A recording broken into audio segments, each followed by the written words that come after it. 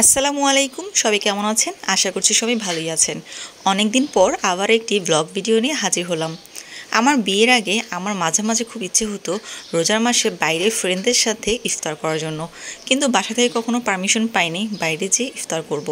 তখন ভাবতাম বিয়ের পর পারবো, কিন্তু যদি শ্বশুরবাড়ির মানুষ ভালো না হলো, রোজার মধ্যে ইফতার করার জন্য বাইরে যেতে না দিল, তাহলে তো আর এই ইচ্ছে কখনোই পূরণ হবে না। তবে ভাগ্য ভালো হলে অনেক সময় অনেক ইচ্ছে পূর্ণ হয়ে যায়। আমারও সেরকমটাই হয়েছে, আলহামদুলিল্লাহ।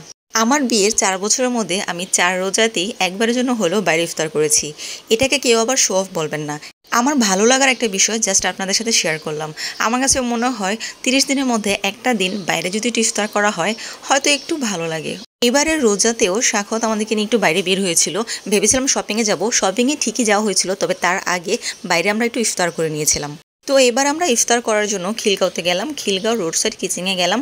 আমরা গিয়ে দেখলাম যে এত এত মানুষ, বসার কোনো জায়গায় নেই। শাখাতে মনটা খারাপ হয়ে গিয়েছিল, কারণ শাখাও চেয়েছিল রোড সাইড কিচেনে আজকে ইফতার করবে। ও ফোনে অনেক অনেক ভিডিও দেখেছিল এই কিচেনটা নিয়ে। রোড সাইড কিচেনে জায়গা নেওয়ার পর আমরা আশেপাশে যতগুলো রেস্টুরেন্ট ছিল সেগুলো খোঁজাখুঁজি করছিলাম যে কোথায় গিয়ে বসতে পারবো, কোথায় জায়গায় আছে। তখন অবশ্যই ইফতার হওয়ার মাত্র 10 থেকে 15 মিনিট বাকি ছিল, আর এই জন্যই এত ভিড় ছিল। হঠাৎ করেই আমার চোখে তনিয়াপুর মানে সানভিজ বাই তনির ওয়াটারফল রেস্টুরেন্টটা চোখে পড়লো। আর এটা কিছুদিন আগে খুব ভিডিওটা ভাইরাল হয়েছিল। সাখাতকে বললাম যে চলো আমরা না হয় এটাতেই ইফতার করি, কিন্তু কিছুতেই সাখাত রাজি হলো না। ওর মন মতো করে চাচ্ছিল যে কোথায় বেটার হবে। আর জায়গা পাওয়ার বিষয়টাও মাথায় ছিল। পরবর্তীতে দেখলাম সিরাজ চুইগোস্ত, তো এটা দেখেও আমার খুব ইচ্ছে হচ্ছিল সাখাতকে বলতে যে আমরা এখানে একবার ঢুকে দেখেছি এখানে জায়গা আছে কিনা।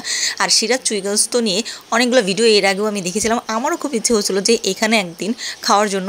তো ভাগ্যক্রমে যেহেতু চোখের সামনে পড়িয়ে গিয়েছে, তো বললাম যে একটু এখানে ঢুকে দেখি জায়গা আছে কিনা। পরে জায়গা পাওয়ার সাথে সাথেই বসে পড়লাম, যেহেতু ইফতারের আর বেশি সময় নাই, সো আমাদের আর সময় নষ্ট করা যাবে না। তবে আমরা যাদের সাথে টেবিল শেয়ার করে বসেছিলাম, আমার অপোজিটে যে কাপলটা ছিল তাদেরকে দেখে আমার খুব আফসোস হচ্ছিল। আমার নিজেকে আরও 10 বছর পিছনে নিয়ে যেতে ইচ্ছে করছিল।